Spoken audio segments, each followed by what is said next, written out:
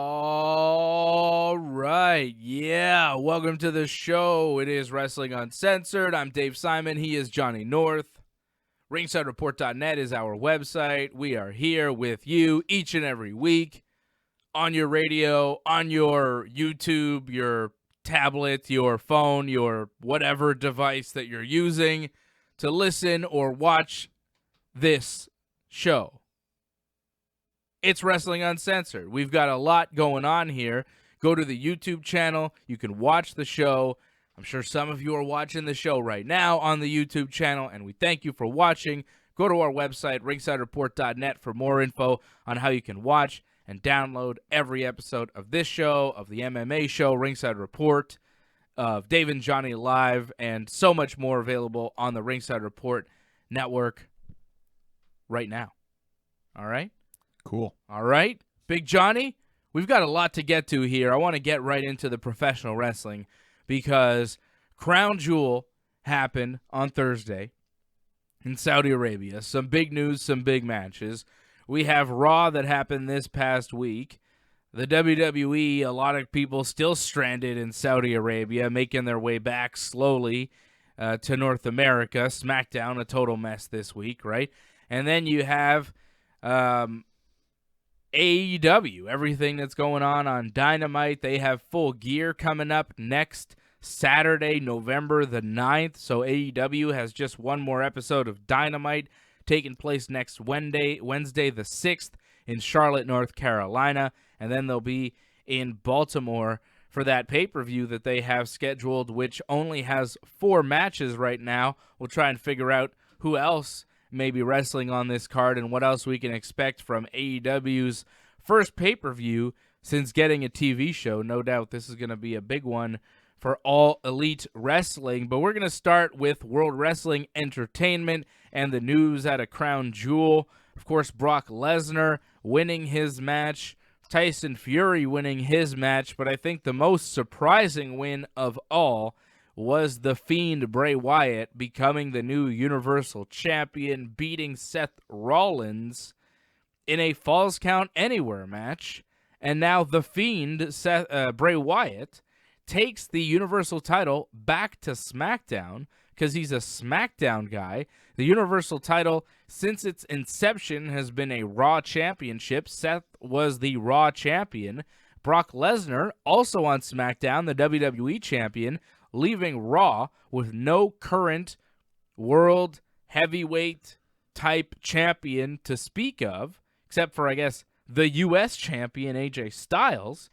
But it's really a weird situation that the WWE has put themselves in now with the Fiend, for some reason, beating Seth Rollins. I'm not so mad about Seth Rollins' title reign coming to an end here. I think it's fine. I'm a bit confused that it went to Bray Wyatt. You know, it's a strange move to put it on Bray. I don't think Bray is a particularly strong champion. I didn't think the match was anything special. The red light didn't help throughout the whole thing, right? But I didn't think that match was great. I don't see Bray as a great champion. And now Raw has no world champion. It's a very weird move from the WWE here. It was a shocking ending to Crown Jewel, but an ending that leaves you scratching your head and leaves you with more questions than answers. You know, you want to tune into WWE TV and find out, but it was a weird one. It's a weird deal, and I'm not sure how they get themselves out of it. It's really tough because they built Bray Wyatt, the Fiend, as this unbeatable character, because the way he won the championship, it seemed like Seth Rollins was on his way to successfully defending his championship when, out of nowhere, out of an explosion, the Fiend just emerges and he wins, because if an explosion can't defeat the Fiend, nothing can, really. That's the way they sold it to me. That you cannot beat the Fiend. Because he's unbeatable. Because he was exploded by Seth Rollins, right? Seth Rollins, what did he do? He threw him in a thing? Well, first it was like curb stomp, and then finally into that thing, whatever, that it exploded. An exploding box. Yeah. Boxes. But yeah. Yeah. It exploded, and it looked like Seth was going to win, and he was going to go whatever, pull him out and pin him. But then Bray or the Fiend or whatever, he emerges like a evil horror movie person and attacks Seth and hits him with the mandible claw and then the Sister Abigail and pins him. One, and two, then you're three. like, what? What? I did not expect that to happen.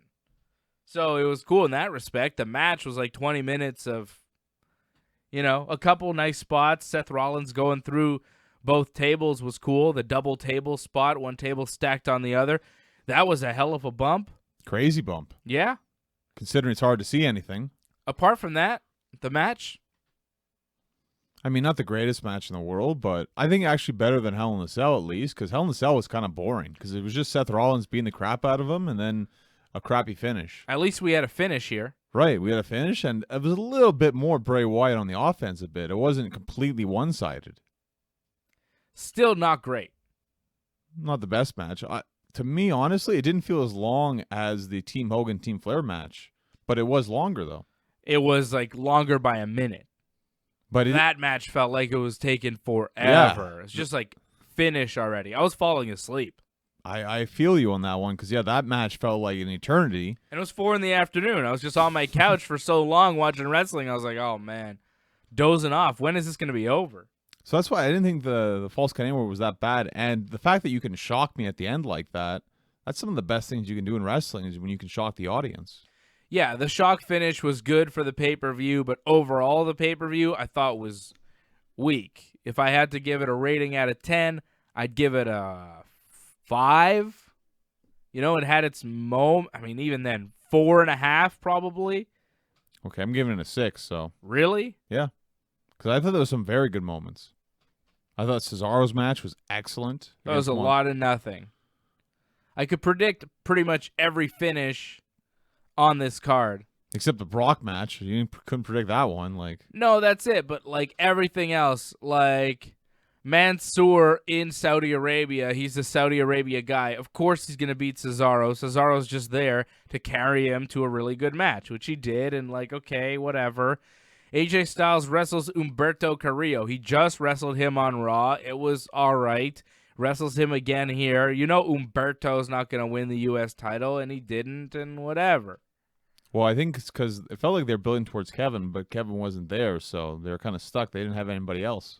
That Battle Royal was just a showcase of the 24/7 title division, bunch of jobbers. Well, R-Truth won the title, right? And then lost in the Battle Royal, and then lost it later on back to the Singh brothers. So that's kind of cool that happened. I guess. It's good for R-Truth's history. Uh-huh. Natty beat Lacey Evans in the first ever women's match in Saudi Arabia, which was cool. I thought the post-match stuff was better than the match itself. They didn't do much. It was a pretty basic match. It was very basic. They did very little in the match. Natty winds up winning. They celebrate together afterwards. They hug. They cry.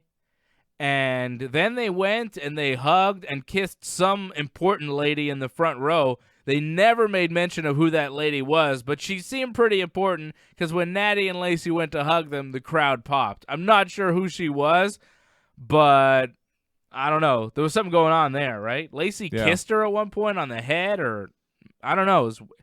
There's something going on there. Why? Yeah. Who was that lady? I'm not Why sure. did they both go to her in the front row and hug her? Clearly someone important, and I guess that helped. Maybe she helped towards getting this match to happen. Who knows? But either way, it's cool that this happened, and hopefully this is just the start of many more matches that will happen for women in Saudi Arabia. Maybe. It is cool that it happened, though. It seemed like a great moment for Natty and Lacey and maybe for the country of Saudi Arabia. Right? I think it's a progressive step. Maybe. I'm not sure what to think of it. And then you had Team Hogan versus Team Flair, which was just a lot of nothing. You figured Team Hogan would win. It's a babyface versus heel deal. And the match was just, It's what you expected. It was too long. That's the problem. It was way too long. It was a 10-man tag that meant nothing. The winner of this, who cares? The winner of this means nothing. It doesn't matter who wins. It's just for Hogan and Flair. That's it. Yeah. So Team Hogan wins. Roman Reigns gets the win for his team, and that's it. That's what you expect. Fun. No? Whatever. And then there was that long tag team turmoil thing that lasted 32 minutes. It was a half hour of nothing, just killing time. Tag team match after tag team match. It was, let's see, how did this thing start off?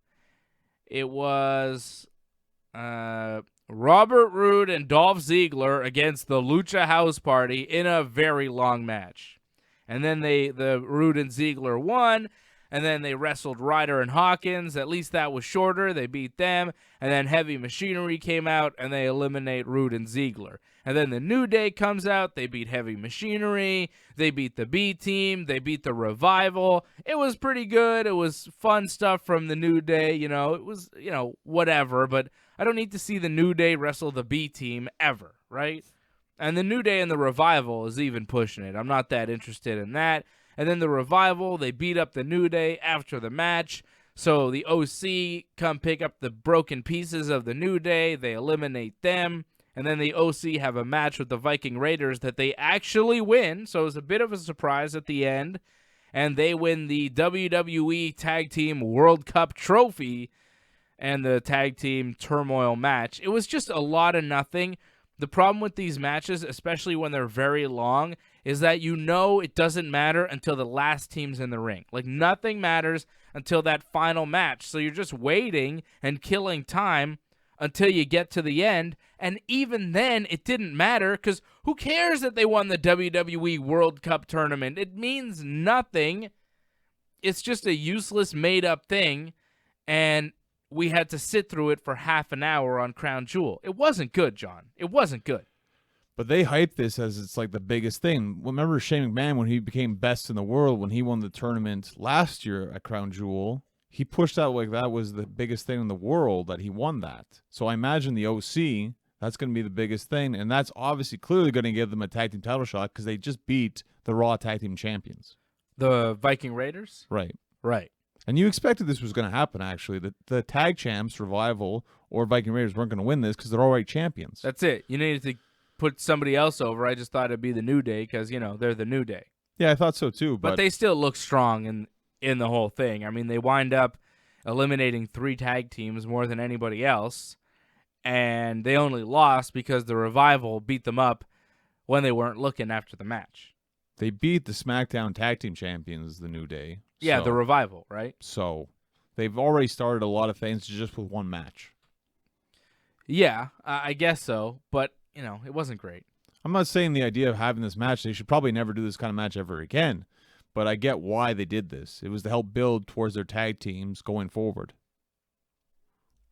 And then, of course, there was the main events. And the Brock Lesnar, Cain Velasquez match, we could start with that one. Brock beats Cain Velasquez with a Kimura submission to retain his WWE Championship in 2 minutes. And 3 seconds. 2 minutes and 3 seconds was the length of the match. It was a very strange match. It felt like a light sparring session between Cain and Brock. Like, Right. It felt like almost an MMA fight, right? They were squaring up. Cain was throwing punches. Cain was throwing kicks that were landing on Brock. They were pushing each other into the corner. They were doing a lot of clinch work and reversing the position. It felt like a real fight. And then all of a sudden, Cain Velasquez lands his head kick on Brock. Brock goes down. You're like, oh, it felt like a UFC fight for a second there. Well, it felt like deja vu. Yeah, and then Brock's down, and Cain goes into his guard. And it looks like Cain's going to just beat up Brock. And then Brock grabs a Kimura real quick and submits Cain. Cain taps out. And I was watching it thinking, really? Like, this doesn't make any kind of sense to me. Why did Cain Velasquez tap out? First of all, Brock's guard was not closed. Like, he had a half guard on him. Mm-hmm. And to me, like, I know grappling, if you've got a Kimura locked in, you got to at least lock a guy into your half guard. Brock's he had half on Cain, didn't have a full guard. He had half guard, didn't lock it in, didn't cinch him in with his legs until later on in the hold when Cain was already deeper into it.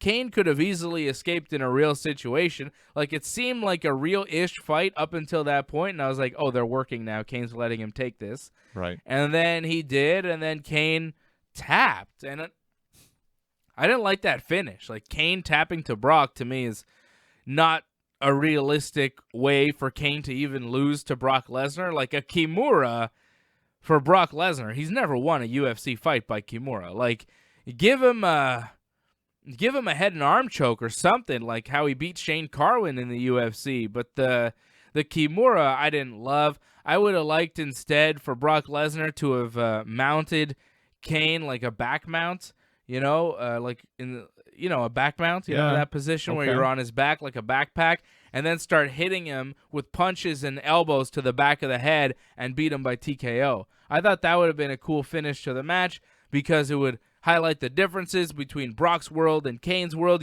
Cain's used to MMA where punches to the back of the head are illegal, but here in WWE, there's no ruling on that. Brock could have taken advantage of that and hit Cain in the back of the head and beat him up, and then Cain still got a lot to learn about the rules of pro wrestling. You could have done a finish like that instead of like making Cain look bad by just tapping to Brock's Kimura. It makes Cain look like he's less of a grappler than Brock Lesnar, which he's not. So I just didn't buy the finish. I didn't love it. Well, but they sold it in the sense that Brock hit Cain in his bad knee, and that's why he was so easy to fall into the Kimura. Right. Now, you explained this to me earlier. You were saying how, because you watched this match like 3 or 4 times. I watched it only once because that's all I needed, But you watched it 3 or 4 times, and you're saying that in the melee there, when Cain's on top of Brock standing, Brock kicks him in the knee, and Cain falls down. Right. So they're selling this Cain Velasquez injury, which apparently is a shoot injury, and he needs surgery on his knee. Which apparently is going to happen after he wrestles November 30th with Rey Mysterio in Mexico. But I guess, he will sell an injury, I guess, after this match. Wow. Crazy. That's really disappointing. So the Wrestling Observer is reporting that Cain has a legit knee injury and he needs surgery? So he might be out for a while now, which is very unfortunate that he just came in, had that big match, and now you probably won't see Cain for quite a while, unfortunately.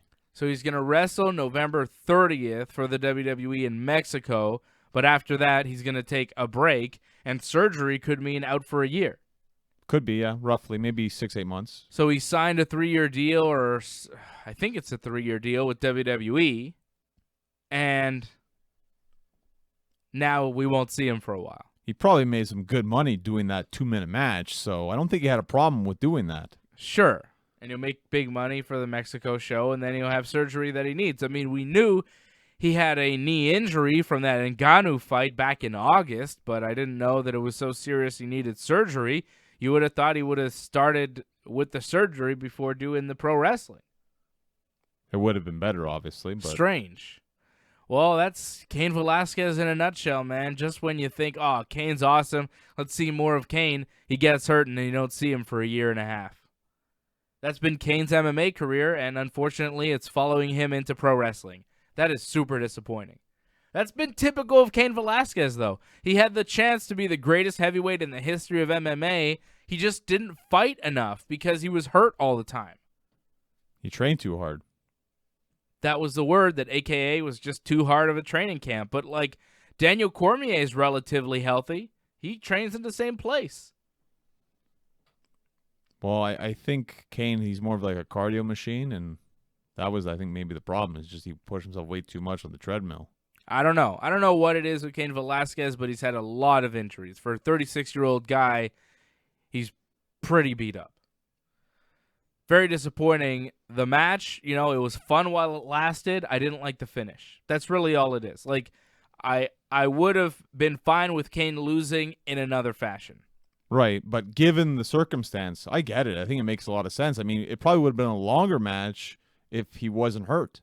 Yeah, but why not do a different kind of finish? Like, I just didn't like the Kimura. I didn't think it made sense. He beat Triple H with that. Yeah, I guess it's a Brock WWE submission. I just thought a submission was strange, but they wanted to limit what Cain did in the match, and it was very limited.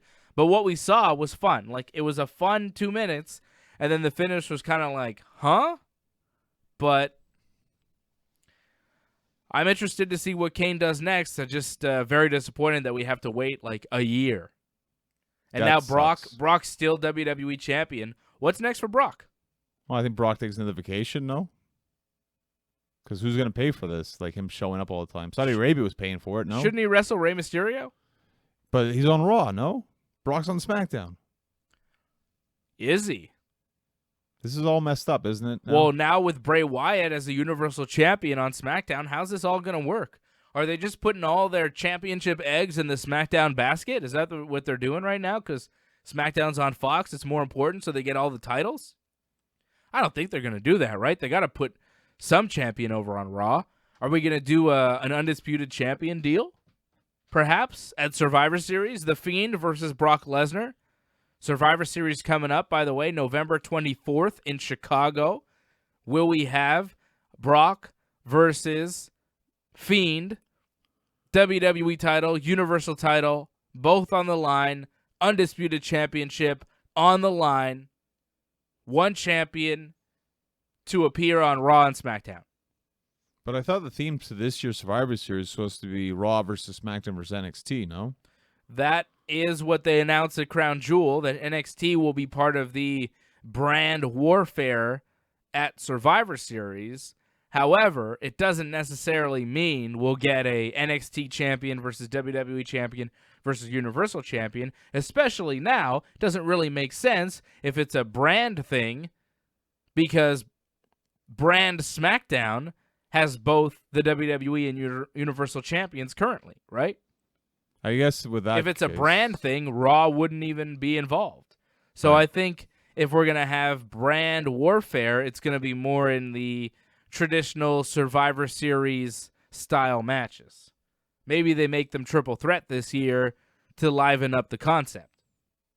That's what I would do. I think it would be fun.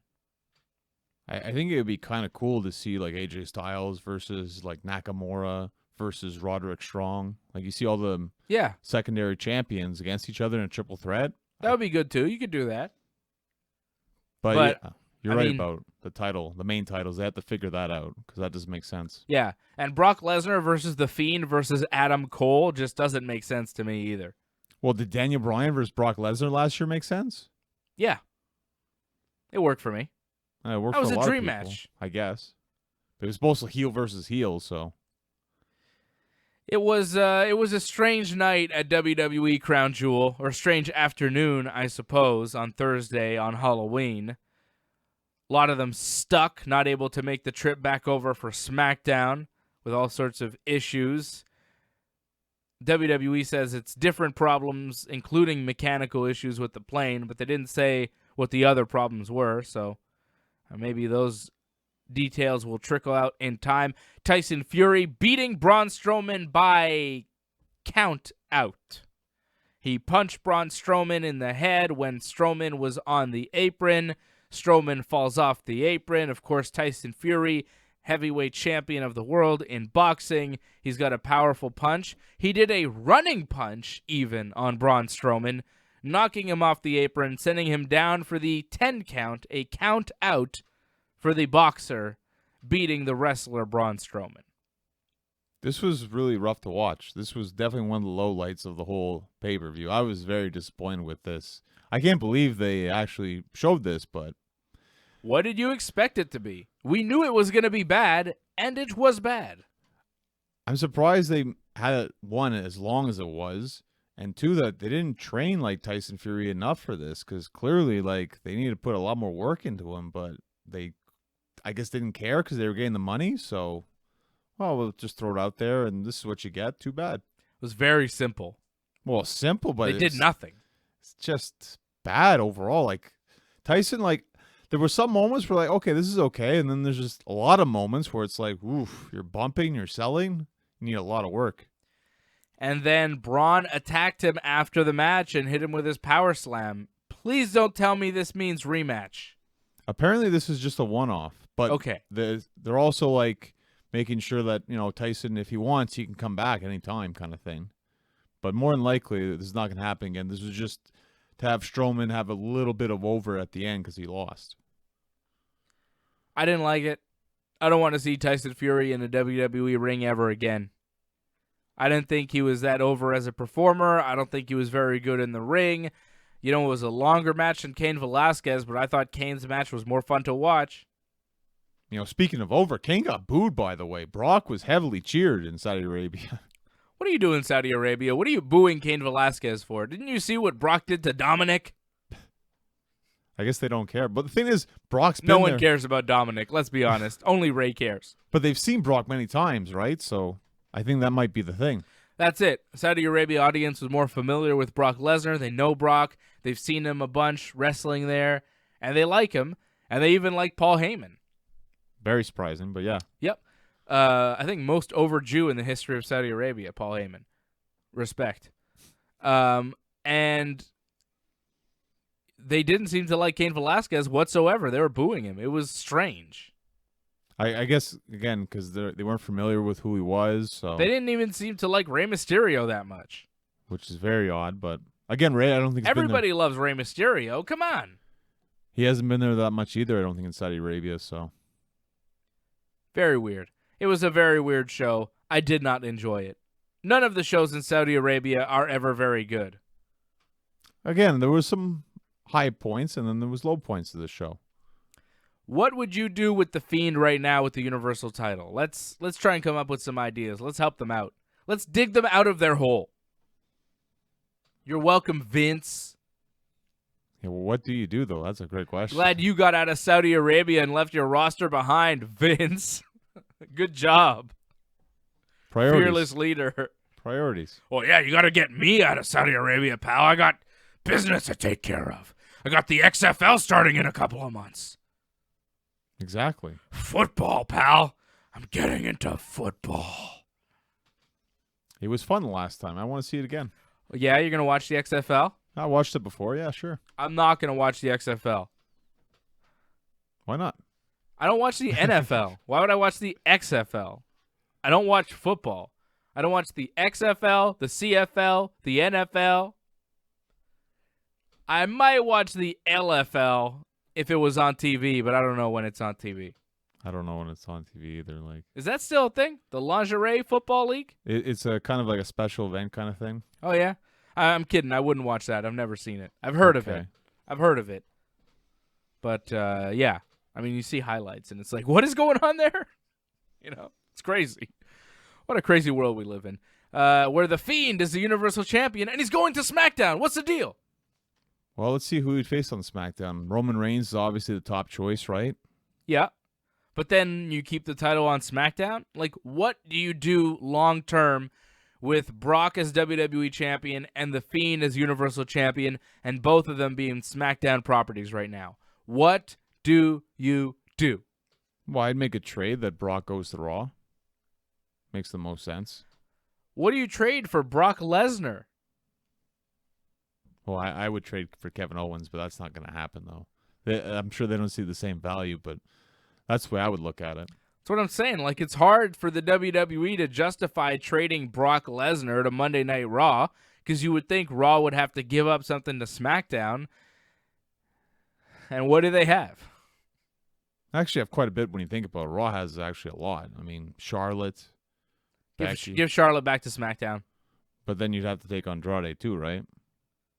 Yeah, sure. You get Andrade too, and Zelina and Aleister Black for Brock Lesnar. It's a package deal. I mean, I'm okay with that, but are they going to be okay with that? I don't know. It seems like a weird way to settle it, right? I feel like a match is a better way to do it. Some sort of match. Yeah, but who's going to, lose that match too? Well, you could just give Seth a rematch with Bray Wyatt, couldn't you, and just have him take the title back to Raw? Really? I mean, I think we're okay with Seth Rollins. He's done. It's over. Let's move on. Really? Let's do someone else. Yeah. Do we need Seth Rollins? I mean, we've seen so many main events of Seth Rollins, and after that, it's like, I think it's time to move on. Well, then who's your top babyface on Raw? Kevin Owens? Okay, I'll try that. So have Kevin Owens wrestle The Fiend and beat him for the title. That's not happening. I wish it would happen, though. You know it's not happening, though. Kevin Owens be lucky if he beats AJ Styles for the U.S. title. Right. Well, to me, the Fiend's kind of unbeatable, so it's tough. I mean, Brock's also unbeatable. That's why you need to make a trade. It's the only way you could switch the titles because, like, you're not beating Brock. You're not even having Brock show up, probably. Unify the titles. Oh, that's even rougher. Why? Because then you're having Brock against the Fiend? Yeah. It's tough. I don't know. I don't think you need to do that. Give it to Brock. Do a short match. Have Brock beat the Fiend. After all the trouble you went through to put the Fiend over, you're going to have him lose the championship? Yeah. No way. Yeah, why not? No way. It's not happening. Why not? Too much work to put the Fiend over. It's the Beast. It's Brock Lesnar. He beat Cain Velasquez. I don't disagree with that, but he lives in his own little world. That's fine. He's the WWE champion, Universal champion, separate. I think it makes sense for Brock to win, be the undisputed champion. That way the WWE can put him on Raw and SmackDown whenever they want. That makes sense because you want to be able to put him on Raw if you need him on Raw for whatever show, you know? I would unify the belt, give it to Brock. It gives you the leeway to have him on Raw and SmackDown. Okay, maybe, but maybe you trade Bray Wyatt instead of Brock Lesnar. Yeah, just trade him over to Raw. Or maybe they say, look, Bray Wyatt won the Universal title, but that title is property of Monday Night Raw, so he has to be on Raw too. Well, he was kind of on Raw anyways after the draft, so. Yeah, so maybe he just stays on Raw, and that's how they do it. They just like, yeah, Bray Wyatt, because he's a champion, he has to be on Raw. Like, they could just do that, or they could say that, you know, Bray Wyatt was drafted to SmackDown. The Fiend wasn't drafted. Okay, yeah. The Fiend is WWE champion because they're kind of acting like it's two different people, right? At times. Right? Bray Wyatt, when he's in the Firefly Funhouse, he refers to the Fiend as a different guy, not himself. Right. Right? Yeah, okay. So maybe, because when they did do the draft, I found it interesting that they drafted Bray Wyatt. There was no mention of the Fiend Bray Wyatt. They just said Bray Wyatt. That's a Firefly Funhouse guy. Right. That's the guy that's supposed to appear on Miz TV on SmackDown, right? That's correct. But the other guy, the Fiend, has not been drafted, and as far as I know, he appears on Raw more often than SmackDown. Yeah. So far. Yeah. And he's the Raw champion. So maybe the Fiend is an undrafted free agent Raw superstar at this point, and Bray Wyatt is on SmackDown. Like, Bray Wyatt can't be on Raw, but the Fiend can go anywhere he wants. He was never drafted. Plus, how can you really draft the Fiend? He's an evil being from beyond the grave or something. Well, it seems like he's not sure what he is. Is he an evil clown? Is he a demon? Is he just Bray Wyatt in a mask? What is the Fiend supposed to be? I guess some sort of possession of Bray Wyatt. Just Bray Wyatt when he goes a little bananas? Bray Wyatt when he's had too much to drink? I think it's like a Jekyll and Hyde kind of thing. Oh, yeah. Jekyll and Hyde. Nice. Nice reference. That makes sense. All right, good. Jekyll and Hyde. I'm satisfied with that explanation, John. You've done it for me. Thank you. I'm glad you got the reference, too. But what is the Fiend? Like, he's just evil? He's a clown? What is he? Oh, he's unbeatable, that's for sure. He's unbeatable. Except by what did he beat? No, he beat Seth by DQ in the Hell in a Cell? No, there was no contest. There was a no contest? He was unbeatable, unkillable, unexplodable. Right. Seth tried to explode him and could not explode him at Crown Jewel. I don't know how you can beat him at this point. It's impossible, I think. Maybe that's why the WWE was held back from Saudi Arabia. The Saudis were like, look, this wrestling stuff's fine, but you can't be exploding demons in Saudi Arabia. We do not like that kind of stuff. No more exploding demons. We forgot to mention like how fantastic the pyro was at Crown Jewel. Yeah, they do fireworks real good at Saudi Arabia. And that display, the whole like crown setup they have, the structure they made, fantastic. Yeah, the production value is very high. They have a lot of money to spend on it. It looks nice. It's pretty. Oh, really good. Like the wrestling itself was pretty bad, though. I wonder if a lot of guys just kind of phone it in to be honest. It seems like Maybe that was the deal. Maybe the Saudis are like, look, we're giving you guys a lot of money. This show is pretty bad. Can you step it up? Like, if I'm a Saudi prince, right, and I'm paying the like, if I was a Saudi prince and I had billions of dollars, I would do the same thing. I'd be like, yo, I'm going to buy a wrestling show twice a year, and I'm going to have Brock Lesnar and The Undertaker and whoever else I can get, and I'm going to pay them all, and they're going to show up, and it's going to be awesome, right? If we had unlimited funds, John, we'd do that too, right? We'd be like, yeah, cool. Probably. Let's put on our own wrestling. Let's make our own WrestleMania and have a bunch of fireworks. It's going to be awesome, right? So we're billionaires. We got tons of money. And we hired the WWE for a night. They come and they give us that. I'd be like, you guys aren't leaving the country. Give me another show. That was terrible.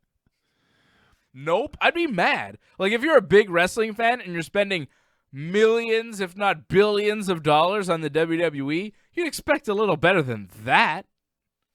I don't know. They gave me Brock Lesnar, Cain Velasquez, a match I never thought In we'd 2 minutes. If I was paying $50 million for Brock Lesnar and Cain Velasquez, I'd like them to be out there for a little longer than 2 minutes. The Saudis aren't getting their money's worth, all right? That's my new take on this whole Saudi WWE deal. The Saudis are getting screwed. No one else in pro wrestling is going to give you this take. Everybody's like, oh, Saudis, they do really bad things. They murder people. They don't give enough rights to everybody. Look, we had a women's match in Saudi Arabia. I'm assuming everything's fine now. So I'm on the Saudi side. They're not getting a good deal. They're getting totally screwed over by the WWE. They're overpaying for these crappy wrestling shows. All right? New take. I'm kidding, by the way. This is all jokes. We're all joking around here. I'm not in favor of what the Saudis do necessarily, you know? And just because you have one match. I mean, you see how covered up they had to be to have that one match? Come on now. I actually thought they got no problem with Randy Orton walking out there in his little underwears. Natty and Lacey have to be fully covered up. What's the deal? I thought Natty's T-shirt looked pretty cool though. What do you mean? Like she had the Heart Foundation like symbol like that. Yeah, that's cool. But that was great. Yeah, but it's a great T-shirt. Isn't it weird that the ladies have to be fully covered up and you could see mostly naked dudes? It's the way it is right now. What's up with that, Saudi Arabia? The fact that we got the match. What's up with that? At all, you know, again, progress. Slow progress, but progress. Did you see Booker T mention AAA on the pre-show? I didn't notice that. Wow. I don't think he was supposed to do that. He's like, yeah, Cain Velasquez. Yeah, this match, AAA, I watched it. It was pretty good. I was like, what? Did you just say that? Yeah, he definitely wasn't supposed to say that. Tell me, you didn't just say that. Wow, Booker T. Amazing. I love that. I was like, what? Did he just say that? And then you could see Booker. He had an earpiece in. He was just kind of like, I feel like somebody was yelling at him in his earpiece. I'm not sure if they were, but like, I'd love to ask him. Well, like, that's when why... you said AAA, did you get any heat for that? Because it seemed like you're probably not allowed to say AAA wrestling, because AAA is also affiliated with AEW, right? It is. It's kind of like they have a talent exchange, and Booker T mentioned them on WWE TV. I was like, what? I don't think you're supposed to say that, Booker. Like, I know Cain Velasquez debuted there, but like, his last match was teaming with Cody Rhodes. Yeah, that's kind of rough. Like, come on, man. But all he had to do was say, like, he had a match in Mexico. That's it. You know? Yeah, like, but he said AAA. He said AAA. It's rough. He didn't even say Mexico. It's just like, AAA. Everybody knows AAA. Triple H is like, hey, you mean Triple H? What are you talking about? That's why I beat you in Mania. Then that's why you don't see Booker on commentary on a weekly basis. Yeah. You laugh, but I bet it's true. I love it. I loved it so much. I was like, what? Did he just say AAA on WWE TV? I love Booker T. He's my favorite guy. All right. We got some other pro wrestling to get to. NXT happened this week, and, it happened. Poppy happened, right? What? That musical group that happened at the beginning? I missed that. Okay. I think I'm glad I missed that. And also AEW and the Rusev divorce court. What's happening with Lana and Rusev? Are they divorced? What's the deal? Lana was in Saudi Arabia with Bobby Lashley. That's cool. That happened. She was very covered up, too. Not as covered, though, as everyone else was. Oh, she was. Well, not. I feel like Natty and Lacey was like double covered, where she just had like a sheet over her. No? wasn't quite a sheet. It was like an outfit she was wearing, John. Go back and check the tape. It's Wrestling Uncensored. We'll talk about Lana and Rusev and that whole debacle and what went on AEW Dynamite this week. Getting you ready for Full Gear coming up next week. The world of wrestling just keeps on moving. It's Wrestling Uncensored. Stay with us.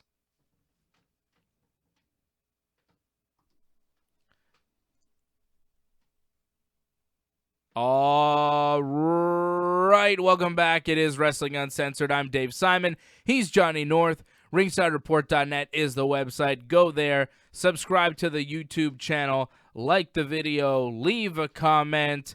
When you do subscribe to the channel, click the bell so you get the notifications each and every time that we're on.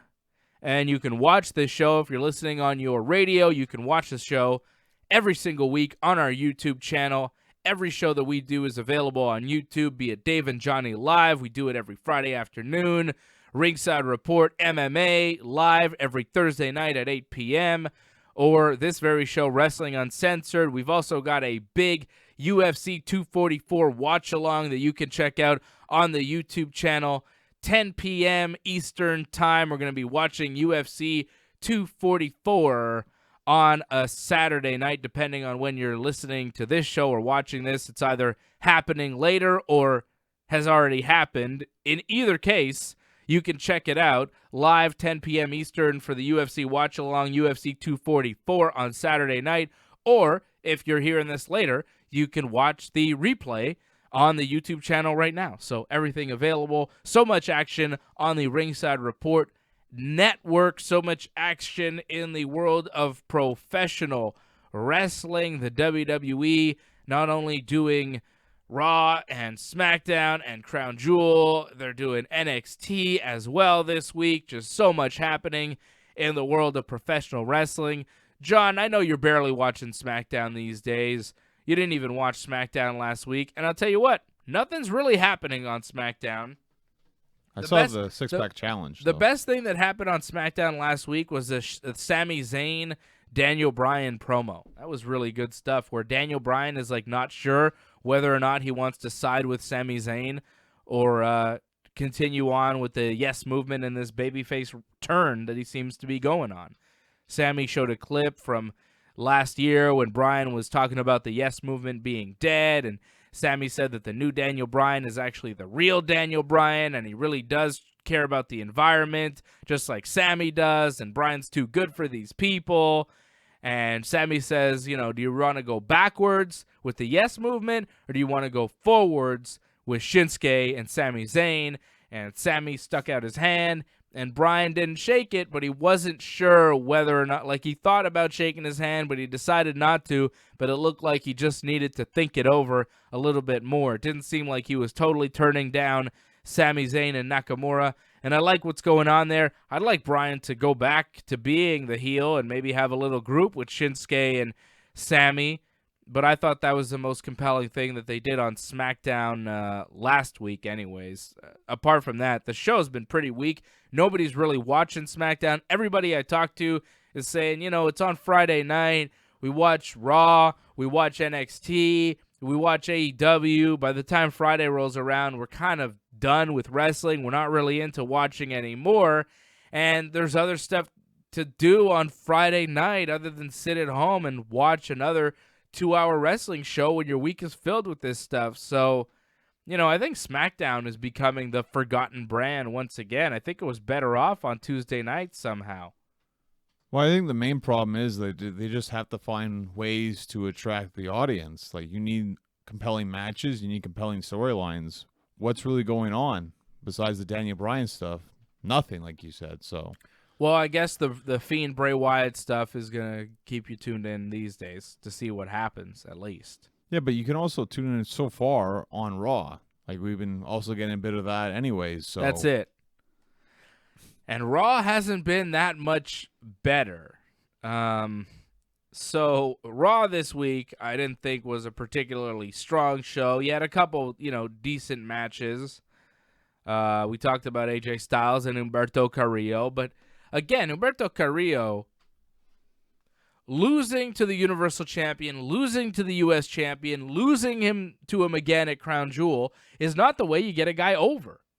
Like, that's pretty much what they do to Cedric Alexander and a bunch of different guys. Like, they'll give you the match, they'll make you look good in the match, you will lose clean, and then you'll go back to whatever obscurity you were in before.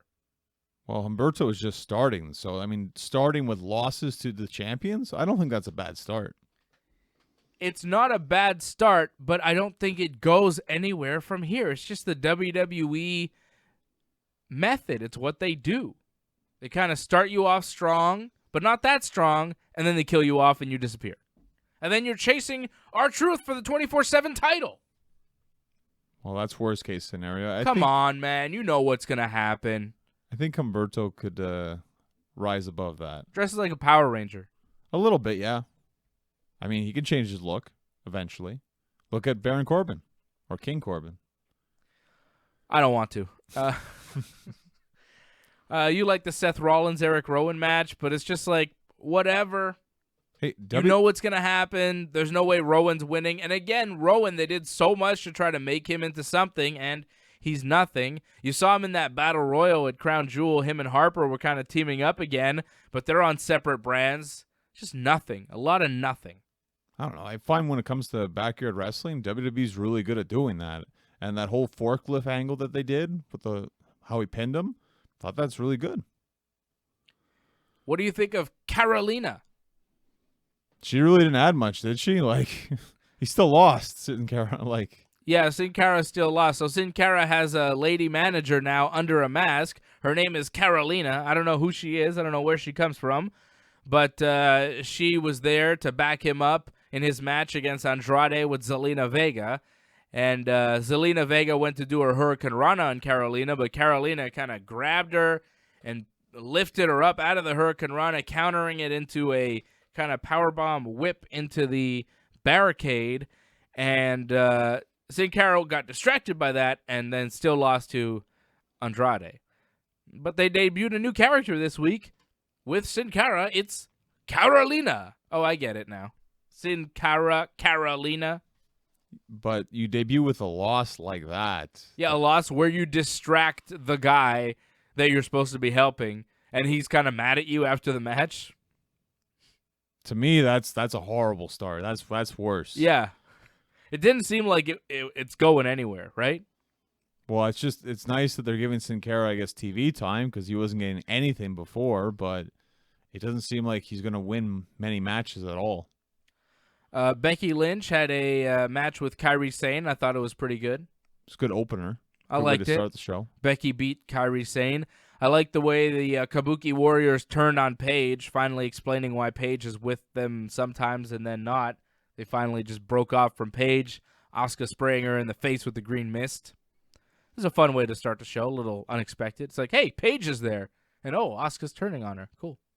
Well, it just made sense because Paige is also somewhat of a face, right? So, and they're turned heel, so it just makes sense for this to happen.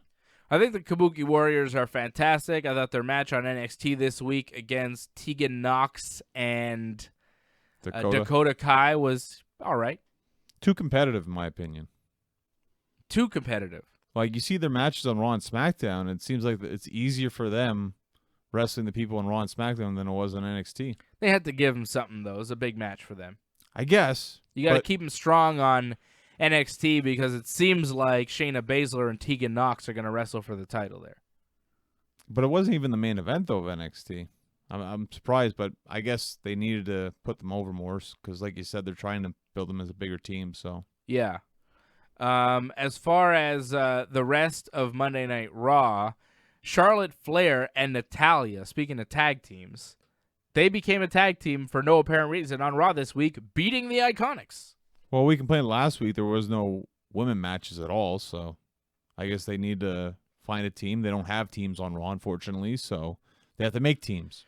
I think the Queen and the Queen of Hearts together, the two queens, make a good tag team. Well, Charlotte's, horrible. You can't trust her, so, I mean, she's just not going to tag team, period. She's such a heel, she's going to turn on Natty, you think? Exactly, so. Yeah, but, Charlotte and Becky are on the same brand right now. Yeah. Becky is a champion. Charlotte can't go for the main title right now because it would mean her wrestling Becky Lynch for the millionth time, and no one wants to see that. So, why not have Charlotte as a tag team wrestler?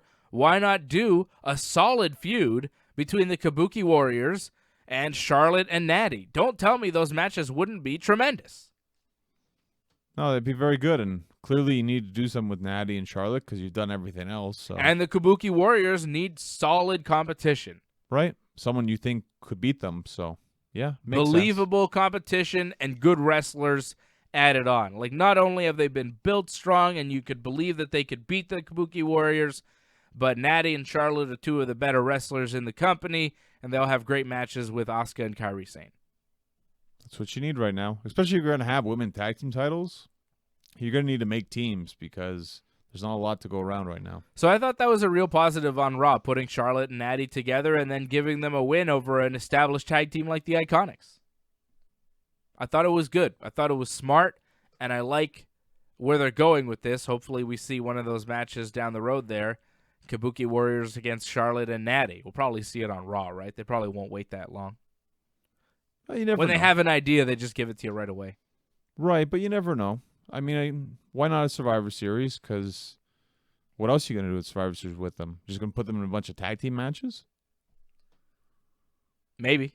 They might, though. Well, it just feels like Survivor Series would just be filled with tag team matches. I mean, there should be some title matches, right? Yeah, there might be, but it might be singles tag team matches or singles title matches. Like Becky versus Bayley versus Shayna in a triple threat would be awesome. Right, yeah. One time sure. only at Survivor Series, I would do that. Yeah, that's a good idea. I got good ideas, John. You know what wasn't a good idea? The Rusev, Lana, Bobby Lashley angle. That idea was very strange, very bad, and Lana seems confused. Of course, Rusev told us that Lana was confused, right? I almost called her Luna. Doesn't look like her, though. No, not quite Luna. So Jerry Lawler hosts the divorce court, and Rusev and Lana are there.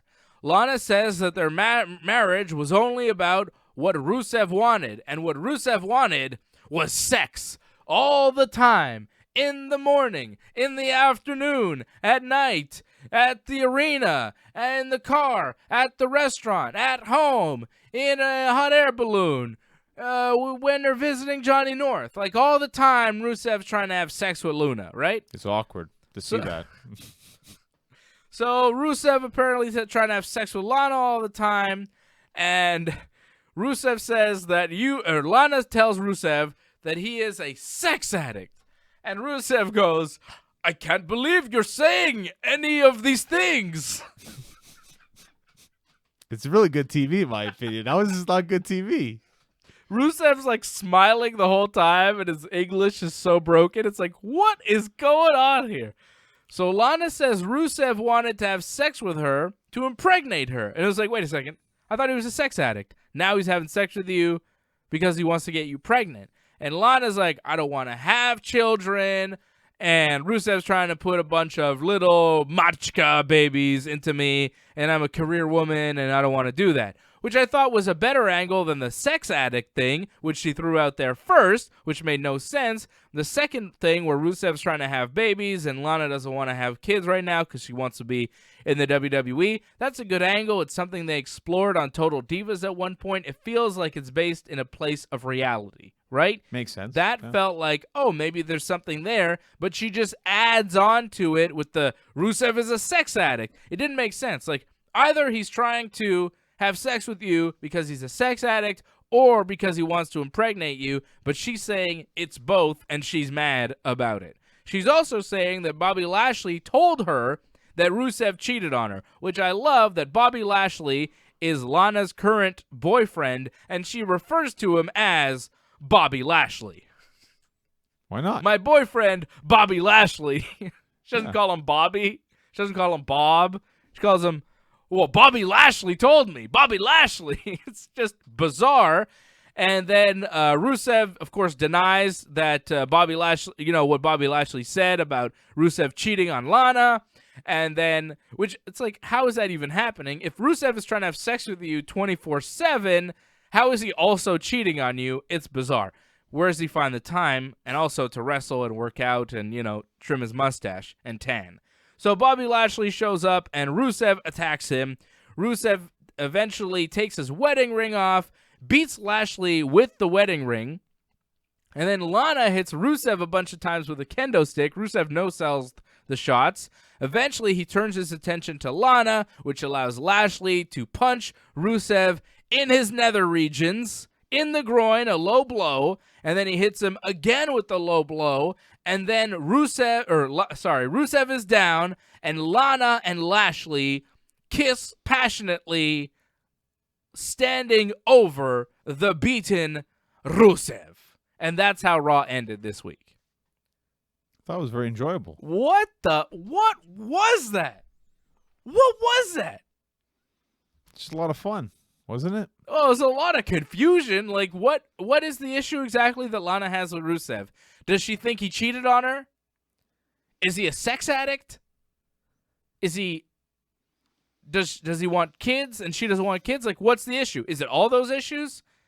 A few weeks ago, she said that he didn't want her to spend money and she wanted to spend money, and Bobby Lashley let her spend money. Like, all the reasons for why Lana's no longer with Rusev seem to be pretty confused because she's giving like a million different reasons every single time that she's asked, right?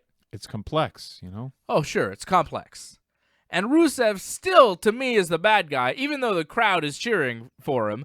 Like, if all these things are true, like if Rusev is pressuring Lana into having kids, and Lana doesn't want to have kids, and it's a real issue, and Rusev won't stop, and Lana's sick of it, and she's wants to be with Bobby Lashley because he doesn't want her to have kids because he already has a bunch of kids, okay, fine, I get it, but Rusev is then the bad guy for attacking Lashley and trying to stop Lana from moving on with her life and being happy, but that's not how the WWE is presenting this storyline. It's very strange, it's not good, and it's the main event of Raw. Whoa, Bobby Lashley lied about Rusev cheating on Lana. How do you know?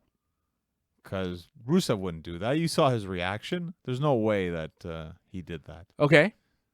Is he a sex addict? Maybe he is, maybe he isn't. It's not a bad thing, is it? Well, Lana doesn't like it. Lana doesn't seem to like anything. I don't think it's good to be an addict. Doesn't like a lot of sex. Doesn't like ever having a kid, apparently. That's right. Why do they get together then if apparently they don't agree with anything? I don't know. It's kind of weird. I'm not their marriage counselor, okay? I'm not Jerry Lawler. Unbelievable. Yeah. It was not good. It was very strange stuff. Rusev is the bad guy. I hope Bobby Lashley and Lana find the happiness that they're looking for. Johnny North, we are running short on time here. I wanted to touch on AEW Dynamite real quick. We talked about Dynamite at length on Dave and Johnny Live this week, so if you want to hear us talk about AEW Dynamite, you can check out Dave and Johnny Live.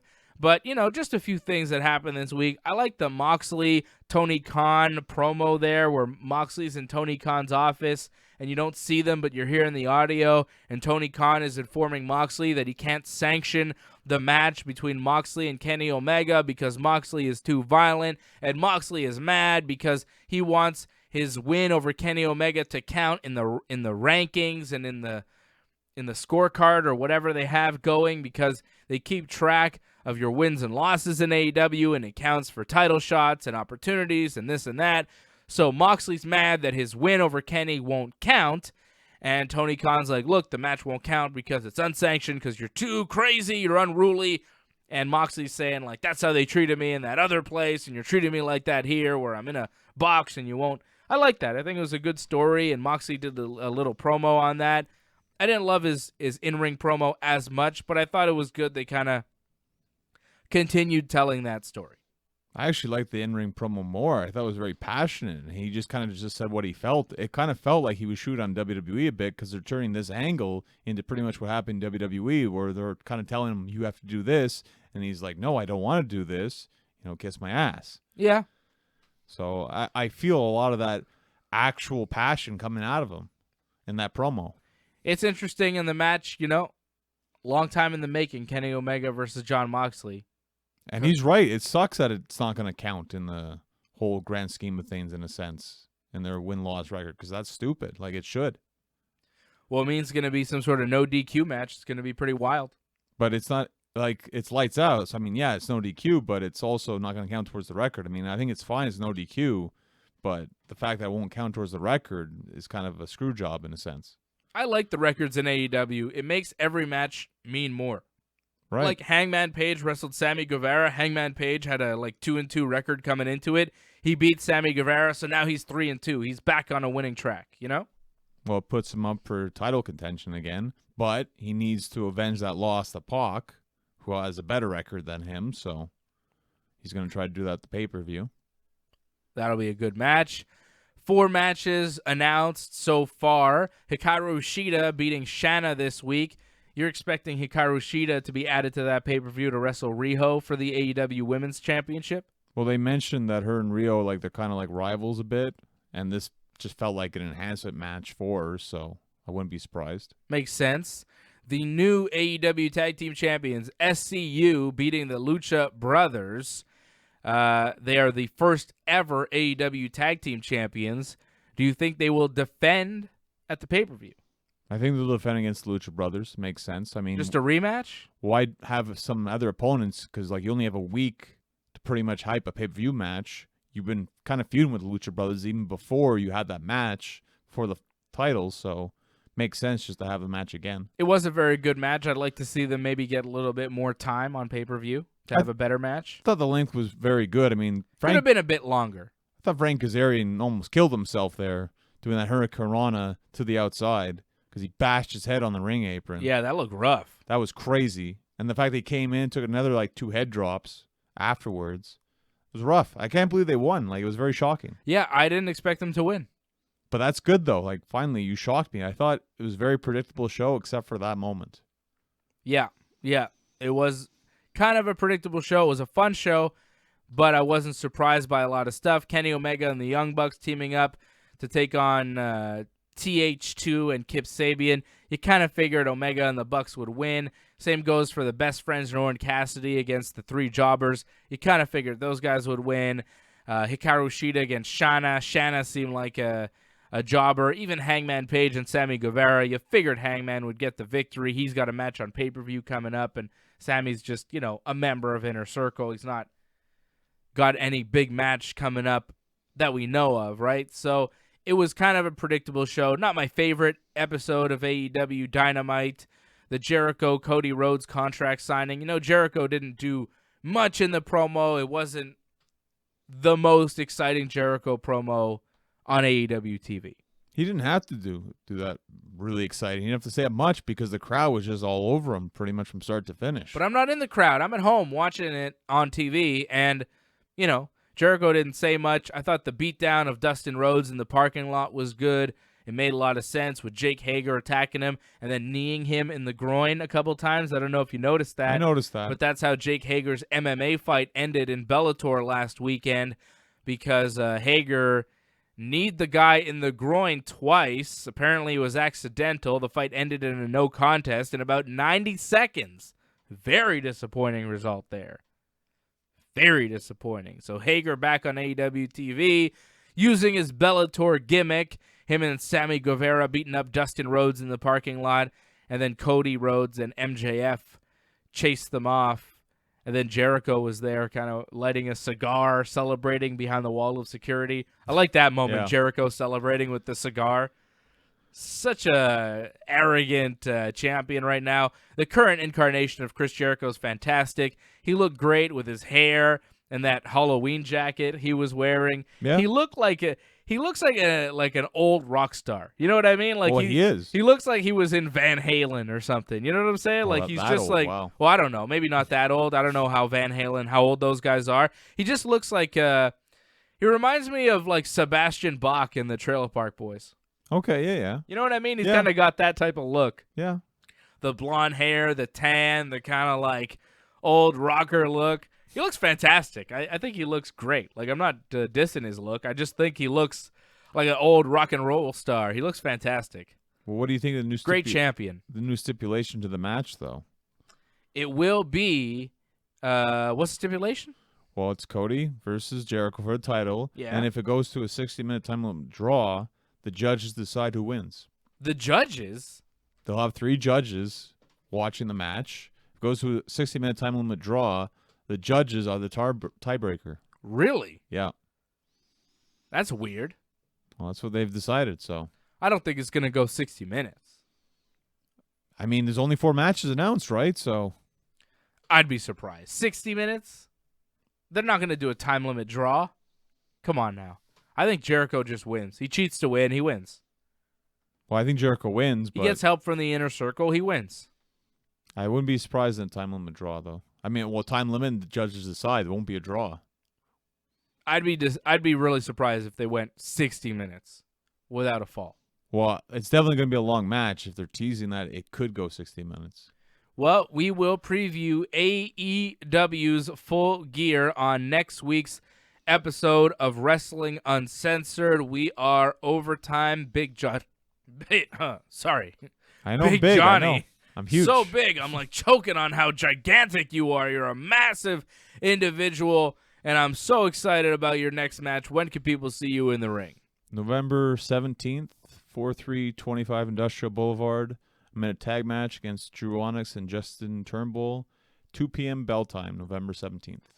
All right, for more on that, follow him on Twitter at North Genesis, on Instagram at Dave Simon MMA for me. Twitter and Instagram, Dave Simon MMA. Johnny, your Instagram is what again? Genesis Johnny North? On Instagram and at Twitter at North Genesis. That's right. www.ringsidereport.net is our website. Like the video, leave a comment, subscribe to the YouTube channel. You can watch this show. More info on the website, www.ringsidereport.net. Don't forget to check out our UFC 244 watch along, available on the on the YouTube channel while the UFC is going on. Watch me and AJ and Fred and the whole team from Ringside Report MMA watching the UFC BMF title on the line. Nate Diaz, George Masvidal at Madison Square Garden. So check that out on the YouTube channel, ringsidereport.net. Once again, for more information. And that just about does it. Thanks, everybody, for helping out on the radio side. Thank you very much for watching. For Johnny North, I am Dave Simon, and this has been Wrestling Uncensored. Yeah. Yeah. Yeah. Yeah.